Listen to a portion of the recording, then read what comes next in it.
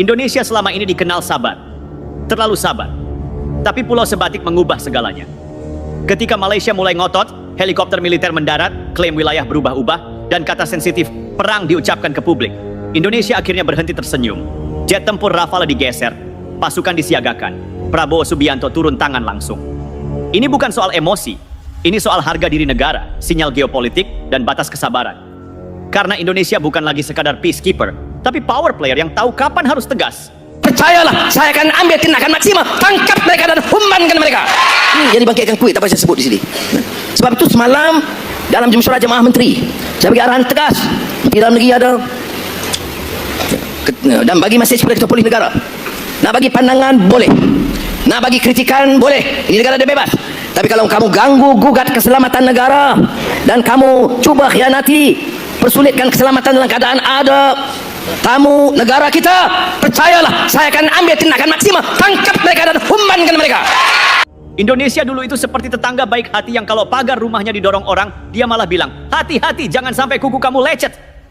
Niatnya mulia, damai, tapi lama-lama kebaikan itu disalahartikan sebagai kelemahan. Senyum dianggap lampu hijau, kesabaran dibaca sebagai ketakutan, dan diplomasi yang seharusnya alat berubah jadi kebiasaan pasif. Selama puluhan tahun, Indonesia memposisikan diri sebagai penjaga stabilitas kawasan. Bukan tanpa alasan. ASEAN itu rapuh, satu negara panas, yang lain ikut demam. Maka Indonesia memilih peran penenang. Kalau ada konflik, Indonesia duduk di tengah. Kalau ada sengketa, Indonesia mengajak bicara. Kalau ada gesekan, Indonesia mending mengalah sedikit demi suasana tetap adem. Masalahnya dunia internasional cepat belajar satu hal, Indonesia selalu menahan diri. Dan ketika sebuah negara terlalu sering menahan diri, dia berhenti ditakuti. Dia mulai diuji. Sekali diuji dan tidak melawan, ujian berikutnya datang lebih besar. Itu hukum geopolitik paling tua. Kekuatan yang tidak ditunjukkan akan dianggap tidak ada. Pulau Sebatik adalah titik di mana kesabaran itu mencapai batas. Bukan karena Indonesia mendadak emosional, justru sebaliknya, karena Indonesia akhirnya rasional. Terlalu lama bersikap lunak, biaya yang ditanggung makin mahal. Bukan cuma soal wilayah, tapi soal presiden. Kalau Sebatik bisa, besok wilayah lain bisa dicoba. Hari ini helikopter, besok patroli darat. Lusa, klaim administratif sepihak. Indonesia yang dulu, dalam situasi seperti ini, mungkin akan memilih jalur yang sangat hati-hati. Nota diplomatik, pertemuan teknis, klarifikasi, senyum, bahasa yang penuh kata menghormati, menjaga hubungan baik, dan komitmen damai. Semua kata yang indah, tapi sering kosong dari efek jera. Indonesia sekarang masih pakai kata-kata itu. Tapi tidak hanya itu. Sekarang ada tambahan satu elemen penting, postur. Dan dunia langsung membaca perubahan itu. Penting dicatat, Indonesia tidak berubah menjadi agresor. Tidak ada deklarasi perang. Tidak ada ancaman terbuka. Tidak ada provokasi. Tapi Indonesia juga berhenti jadi negara yang pura-pura tidak melihat ketika wilayahnya diperlakukan sebagai zona abu-abu. Ini bukan soal marah. Ini soal berhenti menormalisasi pelecehan kecil yang berulang. Pulau Sebatik mengubah cara Indonesia berbicara ke dunia. Bukan dengan teriak, tapi dengan posisi. Dari peacekeeper murni menjadi peacekeeper yang punya gigi. Dan itu membuat banyak pihak kaget. Karena selama ini, dunia, termasuk tetangga dekat, terbiasa melihat Indonesia sebagai penyeimbang yang selalu mengalah. Di mata internasional, Indonesia selama ini seperti wasit yang terlalu fokus menjaga pertandingan tetap berjalan, sampai lupa kalau dia juga pemain dengan kepentingan sendiri. Ketika wasit itu tiba-tiba berdiri tegak dan bilang, "Stop! Ini sudah keluar garis," semua pemain refleks berhenti. Bukan karena marah, tapi karena tidak menyangka. Perubahan ini membuat banyak negara salah baca. Ada yang mengira Indonesia sedang bergeser ke arah agresif. Itu salah besar. Indonesia tidak berubah watak. Yang berubah adalah toleransi terhadap tekanan. Dulu, tekanan dianggap bagian dari diplomasi. Sekarang, tekanan dibaca sebagai sinyal niat. Dan niat dibalas dengan kesiapan. Diplomasi terlalu sabar itu seperti kartu kredit tanpa limit. Enak dipakai, tapi tagihannya datang belakangan dan jumlahnya bikin pusing. Indonesia mulai sadar, setiap kali mengalah tanpa garis tegas, biaya jangka panjangnya bertambah. Bukan hanya soal wilayah, tapi kepercayaan warga perbatasan. Mereka yang hidup di garis depan tidak butuh pidato indah. Mereka butuh kepastian, negara ada atau tidak. Dulu warga perbatasan sering merasa jadi catatan kaki. Mereka mendengar istilah OBP, perundingan teknis, dan komisi bersama. Tapi di lapangan mereka melihat aparat asing lewat, klaim berubah, dan patok batas bergeser. Negara bicara damai, tapi warga merasa sendirian. Itu jurang psikologis yang berbahaya. Karena negara yang kehilangan kepercayaan warganya di perbatasan sedang menabung masalah serius. Indonesia sekarang menutup jurang itu dengan cara sederhana tapi tegas. Menunjukkan kehadiran. Bukan untuk pamer, tapi untuk memastikan semua pihak, kawan dan lawan, memahami satu hal. Indonesia tidak lagi akan selalu memilih jalan paling lunak jika jalan itu justru mengundang tekanan baru. Dunia terbiasa melihat Indonesia sebagai negara besar yang mengalah demi damai. Tapi dunia lupa satu hal penting. Indonesia mengalah karena memilih, bukan karena tidak mampu. Dan ketika pilihan itu berubah, logika semua pihak harus ikut menyesuaikan. Pulau Sebatik adalah pengingat bahwa diplomasi tanpa ketegasan hanya melahirkan siklus tekanan. Hari ini ditekan sedikit, besok ditekan lebih jauh. Negara yang ingin stabil justru harus tahu kapan berkata cukup. Bukan dengan emosi, tapi dengan sinyal yang tidak bisa disalahartikan. Indonesia yang dulu menjaga stabilitas dengan menahan diri. Indonesia sekarang menjaga stabilitas dengan daya tangkal. Perbedaannya halus, tapi dampaknya besar. Karena stabilitas sejati bukan lahir dari ketakutan akan konflik, melainkan dari kepastian bahwa konflik tidak akan murah bagi siapapun yang mencobanya. Dan di titik ini, Indonesia mengirim pesan yang sangat jelas ke dunia. Kami tetap damai, tetap dialog, tetap rasional. Tapi era diplomasi yang terlalu sabar, yang membuat kami terus diuji, sudah selesai. Pulau Sebatik bukan ledakan emosi, ia adalah keputusan sadar. Dan keputusan itu mengubah cara kawasan memandang Indonesia. Dalam politik internasional, ada satu kesalahan fatal yang sering dilakukan politisi domestik, mengira panggung dunia sama seperti panggung parlemen. Di dalam negeri, kata-kata bisa dipakai untuk menggertak lawan politik, mengumpulkan tepuk tangan, atau sekadar memadamkan tekanan oposisi. Tapi begitu kata itu keluar dari mulut seorang kepala pemerintahan di tengah sengketa aktif, ia bukan lagi retorika. Ia berubah jadi sinyal. Dan disinilah masalahnya dimulai. Satu kata, perang. Bagi publik awam, mungkin terdengar seperti emosi sesaat. Bagi politisi domestik, mungkin dianggap ekspresi ketegasan. Tapi bagi dunia internasional, kata itu adalah alarm. Bukan karena perang akan langsung pecah, tetapi karena kata itu memaksa semua aktor lain melakukan kalkulasi ulang. Dari meja diplomasi ke meja intelijen, dari nota lunak ke skenario terburuk. Dalam hubungan internasional, kata sama dengan sinyal. Dan sinyal sama dengan perhitungan militer.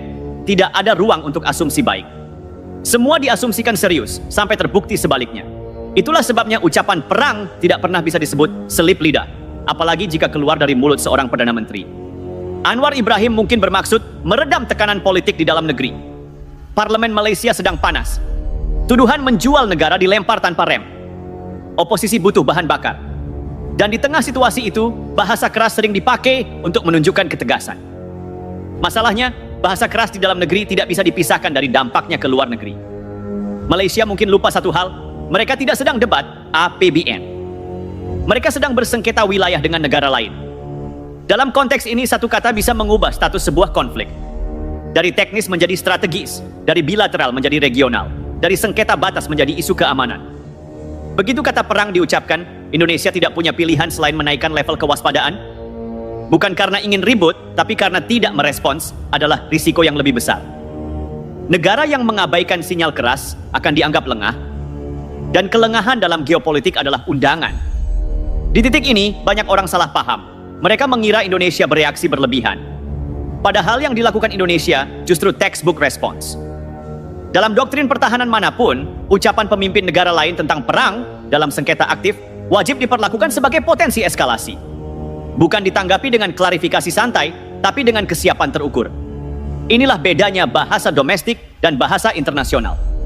Di dalam negeri, kata perang bisa jadi metafora. Di luar negeri, metafora tidak dikenal. Yang ada hanya maksud dan konsekuensi. Dan dunia tidak punya waktu untuk menebak-nebak niat baik. Washington langsung memasang radar diplomatik. Bukan karena ingin ikut campur, tapi karena Asia Tenggara adalah jalur vital perdagangan dan keamanan. Setiap potensi konflik di kawasan ini otomatis jadi perhatian. Beijing juga sama, bukan soal siapa benar siapa salah, tapi soal stabilitas. Canberra? Lebih sensitif lagi. Indonesia adalah tetangga strategis. Ketegangan di utara adalah mimpi buruk bagi Australia. Eropa mungkin jauh secara geografis, tapi tidak secara kepentingan. Jalur logistik, investasi, dan energi semuanya bersinggungan. Maka satu kata itu membuat banyak ibu kota dunia menoleh. Dan ketika dunia menoleh, konflik kecil berhenti jadi urusan dua negara. Malaysia mungkin tidak berniat membawa sengketa ini ke level global. Tapi ucapan itu sudah terlanjur keluar. Dan dalam politik internasional, kata yang sudah keluar tidak bisa ditarik kembali. Klarifikasi setelahnya hanya berfungsi meredam, bukan menghapus efek awal. Disinilah letak blunder besarnya. Alih-alih memperkuat posisi Malaysia, kata itu justru mempersempit ruang geraknya sendiri. Karena setelah itu setiap langkah Indonesia, sekecil apapun, akan dipahami dunia sebagai respons defensif yang sah. Indonesia mendapat legitimasi moral dan strategis untuk bersiap. Indonesia membaca situasi ini dengan dingin. Tidak ada teriakan balasan. Tidak ada pidato berapi-api. Yang ada justru langkah sunyi tapi berbobot. Kesiapsiagaan dinaikkan. Postur pertahanan diperjelas. Dan pesan dikirim tanpa perlu diumumkan dengan suara keras. Inilah ironi diplomasi modern. Negara yang paling tenang justru sering paling serius. Ucapan perang juga memaksa perubahan framing media internasional. Sebelumnya, isu sebatik dibaca sebagai sengketa batas klasik. Rumit, teknis, membosankan. Setelah kata itu muncul, framing berubah. Ini bukan lagi soal garis peta, tapi soal stabilitas kawasan. Dan dalam framing ini, Indonesia terlihat sebagai pihak yang bereaksi, bukan memprovokasi. Malaysia kehilangan satu keuntungan penting, narasi. Ketika narasi berpindah tangan, posisi tawar ikut bergeser. Dunia mulai bertanya, mengapa kata sekeras itu diucapkan? Apa yang mendorongnya? Apakah ada tekanan domestik? Apakah ada salah hitung? Pertanyaan-pertanyaan itu tidak menguntungkan Malaysia. Karena dalam geopolitik, negara yang terlihat emosional selalu berada di posisi lebih lemah dibanding negara yang terlihat tenang dan siap. Indonesia tidak menanggapi kata itu dengan kata, Indonesia menanggapi dengan kesiapan. Dan itu jauh lebih efektif. Karena dunia tahu, negara yang menyiapkan opsi militer biasanya justru ingin mencegah konflik, bukan memulainya. Paradoks yang sering tidak dipahami publik. Kata perang juga punya efek psikologis internal di Indonesia. Publik yang selama ini terbiasa dengan nada damai mendadak sadar, ini serius. Warga perbatasan merasa akhirnya suara mereka didengar. Elit politik dipaksa satu frekuensi. Dalam situasi seperti ini, fragmentasi internal justru berbahaya.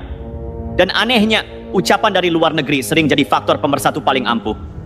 Malaysia mungkin mengira Indonesia akan tetap bermain di level teknis. Tapi begitu kata itu diucapkan, level permainan berubah. Dari meja OBP ke meja keamanan nasional. Dari diplomat ke militer. Dari arsip peta ke radar pertahanan. Dan di titik ini tidak ada negara waras yang akan berkata, ah, itu cuma omongan. Karena sejarah penuh dengan konflik yang dimulai dari kata yang diremehkan. Pesan paling penting dari episode ini sederhana tapi keras. Dalam politik internasional, kata-kata bisa lebih berbahaya daripada senjata. Senjata bisa disimpan, ditarik, atau dipamerkan. Kata yang keluar dari mulut pemimpin negara langsung hidup sendiri, beredar, ditafsirkan, dan dihitung. Malaysia belajar pelajaran mahal. Indonesia mengingatkan dunia satu hal. Kami mendengar. Dan kami paham arti sinyal. Disinilah peta mulai berubah. Bukan karena tank bergerak, tapi karena satu kata menggeser seluruh kalkulasi kawasan. Dan ketika kalkulasi berubah, semua pemain harus menyesuaikan langkah. ASEAN itu unik. Di satu sisi, ia dibanggakan sebagai kawasan paling stabil di dunia berkembang. Di sisi lain, stabilitas itu sering lahir bukan karena kekuatan, tapi karena semua pihak sepakat untuk tidak terlalu ribut. Prinsipnya sederhana. Jangan bikin malu tetangga, jangan angkat suara, jangan pakai bahasa keras. Masalahnya, prinsip ini bekerja hanya selama semua pihak bermain sopan. Begitu satu negara mulai mengetuk meja, ASEAN mendadak kikuk. Dan itulah yang terjadi ketika Indonesia mengubah nadanya. Biasanya jika ada gesekan di kawasan, Indonesia yang pertama turun tangan. Menenangkan. Mengajak duduk. Mengingatkan pentingnya persatuan. Bahkan seringkali Indonesia yang menahan diri paling lama agar forum tetap utuh. Itu membuat ASEAN nyaman. Karena selama Indonesia sabar, semua orang bisa bersembunyi di balik jargon stabilitas. Pulau Sebatik memecahkan kenyamanan itu. Ketika Indonesia tidak lagi hanya bicara, tapi juga mengeraskan postur pertahanan, ASEAN terdiam. Bukan karena tidak peduli, tapi karena tidak terbiasa melihat Indonesia bersikap seperti ini. Ini seperti melihat kakak tertua di keluarga yang biasanya menengahi pertengkaran, tiba-tiba berdiri tegak dan berkata, ini sudah kelewatan. Reaksi pertama ASEAN bukan pernyataan keras, melainkan keheningan. Negara-negara anggota saling menunggu. Tidak ada yang mau salah langkah. Karena begitu Indonesia mengubah nada, seluruh irama kawasan ikut goyah. Indonesia tetap berdialog, ini penting. Tidak ada pemutusan komunikasi, tidak ada walkout, tidak ada boykot. Tapi dialog itu kini berjalan berdampingan dengan kesiapan nyata. Bukan ancaman, tapi kehadiran. Dan kehadiran itu terasa. Bagi negara-negara ASEAN ini sinyal ganda. Di satu sisi mereka melihat Indonesia tetap berkomitmen pada mekanisme regional. Di sisi lain mereka menyadari satu hal. Indonesia tidak lagi mau jadi peredam konflik dengan mengorbankan kepentingannya sendiri. Ini bukan perubahan kecil, ini perubahan paradigma. Washington membaca situasi ini dengan sangat serius. Bagi Amerika Serikat, Indonesia selalu diposisikan sebagai regional stabilizer. Negara yang kalau bersuara, kawasan mendengar. Ketika stabilizer itu mulai menunjukkan deterrence nyata, artinya ada dinamika baru. Bukan karena Indonesia bergeser ke blok tertentu, tapi karena Indonesia mulai menegaskan otonomi strategisnya. Bagi Washington ini kabar baik dan menantang sekaligus.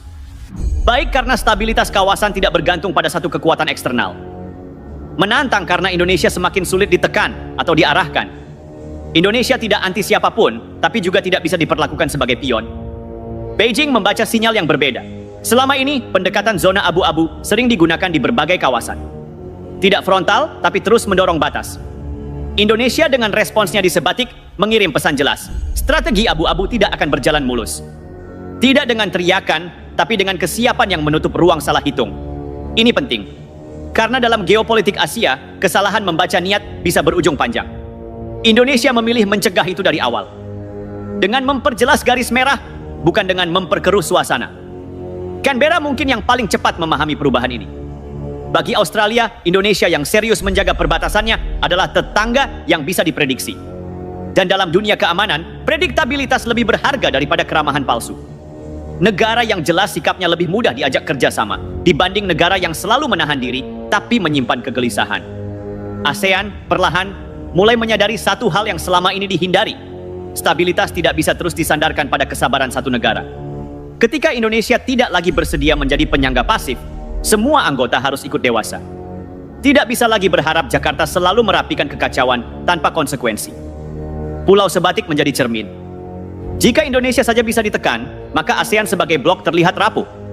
Maka perubahan sikap Indonesia justru memaksa ASEAN bercermin.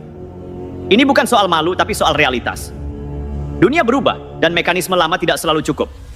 Menariknya, perubahan nada Indonesia justru menenangkan banyak pihak di luar kawasan. Karena dunia internasional lebih nyaman dengan Indonesia yang tegas tapi rasional, dibanding Indonesia yang terlalu santun tapi sulit ditebak batasnya. Ketegasan memberi kejelasan. Kejelasan mengurangi risiko. Indonesia tidak mengumumkan perubahan doktrin. Tidak ada dokumen resmi yang menyatakan kami sekarang lebih keras. Tapi bahasa tubuh negara berubah. Dan dalam diplomasi, bahasa tubuh sering lebih jujur daripada pernyataan tertulis. ASEAN terdiam bukan karena takut, tapi karena menyesuaikan irama. Ketika pemain utama mengubah tempo, orkestra butuh waktu untuk mengikuti. Dan ini wajar. Yang tidak wajar adalah berharap Indonesia terus memainkan lagu lama ketika panggung sudah berubah. Indonesia mengirim pesan yang sangat bersih. Kami masih bagian dari ASEAN, kami masih percaya dialog, tapi kami tidak akan menukar kedaulatan dengan kenyamanan forum. Itu garisnya. Jelas, tanpa emosi, tanpa drama. Di balik keheningan ASEAN, dunia memperhatikan dengan saksama. Karena Indonesia sedang mendefinisikan ulang perannya. Bukan sebagai penenang yang selalu mengalah, tapi sebagai jangkar yang tahu kapan harus menahan arus. Dan ketika jangkar bergerak, kapal-kapal di sekitarnya ikut menyesuaikan posisi. Inilah momen di mana Indonesia tidak sekadar bereaksi, tapi mengatur ulang irama kawasan. Dan itu membuat banyak pihak, kawan maupun pesaing, berhenti sejenak untuk menghitung ulang langkah. Karena ketika Indonesia berubah nada, seluruh kawasan memang tidak punya pilihan selain ikut mendengarkan. Di dunia diplomasi modern, ada satu kesalahan umum yang sering dilakukan pengamat awam. Mengira kekuatan militer selalu berarti niat perang, padahal dalam praktik geopolitik justru sebaliknya. Negara yang paling siap berperang seringkali adalah negara yang paling keras berusaha mencegah perang. Karena kesiapan itu membuat semua pihak berpikir dua kali. Disinilah Rafale masuk. Bukan sebagai alat tempur semata, tapi sebagai bahasa. Indonesia tidak mengerahkan Rafale untuk menakut-nakuti rakyat sendiri. Juga bukan untuk memancing konflik. Rafale digeser sebagai pesan geopolitik yang dingin, tenang, dan sangat terukur. Pesan yang tidak perlu diterjemahkan ke banyak bahasa, karena semua negara paham dialeknya. Dalam diplomasi lama, Indonesia berbicara dengan kata, nota, pernyataan pers, forum multilateral. Semua itu masih dipakai. Tapi kali ini ada satu lapisan tambahan. Kesiapan. Dan lapisan inilah yang selama ini hilang dari persepsi dunia tentang Indonesia. Rafale bukan soal spesifikasi teknis. Bukan soal kecepatan, radar atau jarak tembak. Dunia tidak perlu diberi brosur. Yang dunia baca adalah konteks.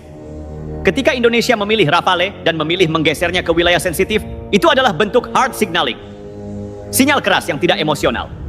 Indonesia tidak mengancam siapapun. Tidak ada kalimat, kami akan menyerang. Tidak ada ultimatum, tapi Indonesia menutup ruang spekulasi. Menutup ruang salah hitung. Dan itu krusial. Karena banyak konflik besar di dunia lahir bukan dari niat jahat, tapi dari salah baca. Sebelumnya, ada asumsi berbahaya yang berkembang pelan-pelan. Indonesia kuat, tapi enggan menunjukkan. Indonesia besar, tapi terlalu sibuk menjaga perasaan. Asumsi ini membuat pihak lain berani bermain di zona abu-abu. Masuk sedikit, dorong sedikit. Uji reaksi. Kalau tidak ada reaksi berarti dorong lagi. Rafale menghentikan permainan itu. Dengan satu langkah, Indonesia mengirim pesan ke semua arah. Kami tidak mengubah sikap damai, tapi kami juga tidak lagi memberi ruang uji nyali. Ini bukan eskalasi, ini klarifikasi. Dan klarifikasi seringkali lebih efektif daripada ancaman. Yang menarik, langkah ini justru membuat dialog lebih sehat. Karena semua pihak ini bicara di level yang sama. Tidak ada yang merasa di atas angin. Tidak ada yang merasa lawan terlalu lunak. Diplomasi yang setara selalu lebih jujur. Dalam politik internasional, ketidakjelasan adalah musuh stabilitas. Negara yang tidak jelas batasnya justru lebih sering diserang secara tidak langsung. Indonesia memilih jalan sebaliknya. Memperjelas batas, mempertegas niat, tanpa terjebak dalam provokasi. Rafale menjadi simbol perubahan itu. Bukan simbol kekerasan, tapi simbol kesiapan. Dunia tahu, negara yang siap perang biasanya justru paling serius menjaga damai. Karena mereka tahu betul harga konflik. Dan Indonesia tahu harga itu sangat mahal, secara ekonomi, sosial, dan politik. Langkah ini juga mengubah cara negara lain berkomunikasi dengan Indonesia. Nada menjadi lebih hati-hati. Kata-kata lebih dipilih. Ini bukan karena takut, tapi karena hormat. Dalam diplomasi, rasa hormat sering lahir dari kejelasan, bukan keramahan berlebihan. Indonesia juga cerdas dalam menjaga keseimbangan. Tidak ada penarikan duta besar. Tidak ada retorika nasionalisme murahan. Tidak ada parade militer berlebihan. Semuanya proporsional. Ini penting. Karena sinyal yang terlalu keras bisa dibaca sebagai provokasi. Indonesia menghindari itu. Rafale adalah pesan diam. Tidak berisik tapi bergema. Pesan bahwa Indonesia tidak lagi mengandalkan asumsi baik pihak lain. Indonesia mengandalkan kesiapan sendiri. Bagi warga perbatasan ini bukan simbol geopolitik abstrak. Ini rasa aman. Ini jawaban dari pertanyaan lama. Apakah negara benar-benar hadir? Ketika mereka melihat negara bergerak cepat dan tegas, psikologi berubah. Mereka tidak lagi merasa sendirian di ujung peta. Bagi elit regional, Rafale adalah pengingat bahwa Indonesia bukan sekadar pasar, bukan sekadar mediator, bukan sekadar forum builder. Indonesia adalah aktor strategis dengan kepentingan nyata. Dan kepentingan itu akan dijaga. Diplomasi modern memang sudah berubah. Kata-kata saja tidak cukup. Dunia terlalu bising, terlalu penuh manuver. Negara yang hanya berbicara akan kalah oleh negara yang siap. Indonesia membaca zaman ini dengan tepat. Rafale bukan pesan perang. Ia pesan pencegahan. Pesan bahwa jalan damai tetap terbuka, tapi jalan memaksa sudah ditutup. Dan penutupan jalan itu justru membuat semua orang memilih jalur dialog. Disinilah pelajaran besarnya. Diplomasi paling efektif adalah diplomasi yang didukung kemampuan nyata. Tanpa itu diplomasi hanya jadi harapan kosong. Indonesia tidak berteriak, tidak memukul meja. Tapi dengan Rafale, Indonesia berkata dengan sangat jelas, kami bicara damai, tapi kami juga siap menjaga diri.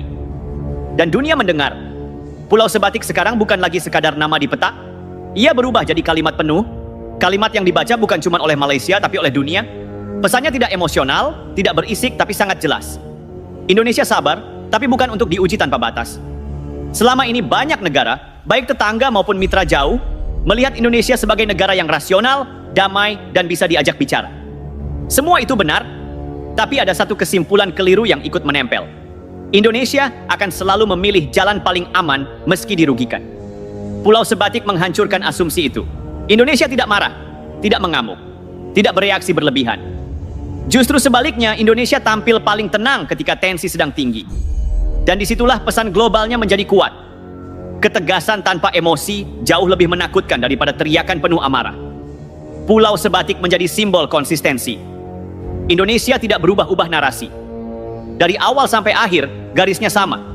Dialog iya, kedaulatan harga mati. Tidak ada zigzag pernyataan. Tidak ada revisi malu-malu. Dunia menghargai itu. Karena negara yang konsisten mudah dibaca, dan negara yang mudah dibaca lebih dipercaya. Yang juga menarik, Indonesia tidak menjadikan sebatik sebagai alat propaganda nasionalisme murahan. Tidak ada narasi kita versus mereka yang berlebihan. Tidak ada framing heroik kosong. Yang ada justru pendekatan rasional. Data sejarah, fakta administratif, realitas sosial, dan keberpihakan pada warga. Itu membuat posisi Indonesia kuat, bukan hanya secara militer tapi secara moral. Dunia mencatat ini dengan saksama. Karena dalam banyak konflik wilayah di berbagai belahan dunia, yang sering hilang justru rasionalitas. Negara berlomba teriak, publik dipanaskan, emosi mendahului logika. Indonesia memilih jalan sebaliknya. Dan hasilnya justru lebih efektif. Pulau Sebatik mengirim sinyal ke negara lain yang mungkin sedang berpikir untuk bermain di zona abu-abu.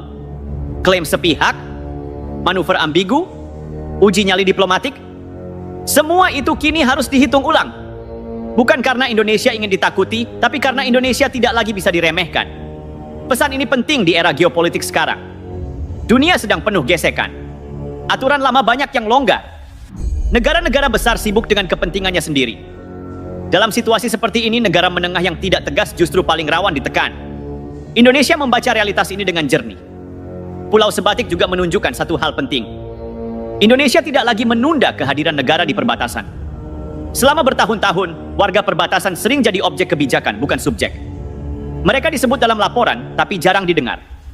Kini, suara mereka menjadi bagian dari keputusan strategis. Ini perubahan mendasar. Ketika warga menolak kompensasi dan memilih martabat, negara tidak mematikan suara itu. Negara justru menguatkannya. Ini pesan kuat ke dunia. Indonesia tidak berdiplomasi di atas penderitaan warganya sendiri. Kedaulatan bukan konsep elit. Ia hidup di kampung, di kebun, di makam leluhur. Dari sudut pandang global, ini meningkatkan kredibilitas Indonesia. Karena negara yang berdiri bersama warganya lebih sulit ditekan. Tidak ada celah antara pusat dan pinggiran. Tidak ada ruang bagi narasi bahwa sengketa ini sekadar masalah elit. Indonesia juga menunjukkan bahwa damai bukan berarti menghindar. Indonesia tetap memilih damai, tapi damai yang bermartabat. Damai yang tidak lahir dari ketakutan. Damai yang dijaga dengan kesiapan. Pulau Sebatik menjadi semacam garis merah yang tidak perlu diumumkan. Semua pihak paham. Jika di sini Indonesia tegas, maka di wilayah lain pun prinsipnya sama. Tidak ada wilayah kelas 2. Tidak ada warga kelas pinggir. Bagi Malaysia, ini pelajaran pahit tapi perlu. Hubungan bertetangga tidak bisa dibangun di atas asumsi sepihak. Kata-kata harus dijaga, tindakan harus konsisten, dan kesepakatan harus dihormati. Dunia melihat bagaimana inkonsistensi justru melemahkan posisi sendiri. Bagi ASEAN, Sebatik adalah pengingat bahwa stabilitas tidak boleh bergantung pada kesabaran satu negara. Semua anggota harus dewasa. Tidak bisa terus berharap Indonesia menjadi penyangga tanpa batas. Kawasan yang sehat adalah kawasan di mana setiap negara menghormati garis satu sama lain. Bagi negara besar, pesan Indonesia juga jelas. Kami bukan perpanjangan kepentingan siapapun. Kami menjaga wilayah kami sendiri, dengan cara kami sendiri tanpa perlu diarahkan. Indonesia tidak mencari konflik, tapi juga tidak akan menghindarinya dengan mengorbankan martabat. Pulau Sebatik mengakhiri satu era Indonesia yang terlalu sering mengalah demi menjaga suasana. Dan membuka era baru. Indonesia yang tetap damai, tapi tidak jinak. Tetap dialog, tapi tidak bisa ditekan. Tetap rasional, tapi siap. Ini bukan perubahan mendadak. Ini akumulasi dari luka kecil yang dibiarkan terlalu lama. Dan seperti semua akumulasi, ketika akhirnya dilepas, dampaknya terasa luas. Pesan penutupnya sederhana tapi keras. Jangan uji kesabaran Indonesia dengan cara salah. Bukan karena Indonesia mudah tersinggung, tapi karena Indonesia sudah sangat paham harga dirinya. Pulau Sebatik bukan panggung perang, ia panggung kejelasan.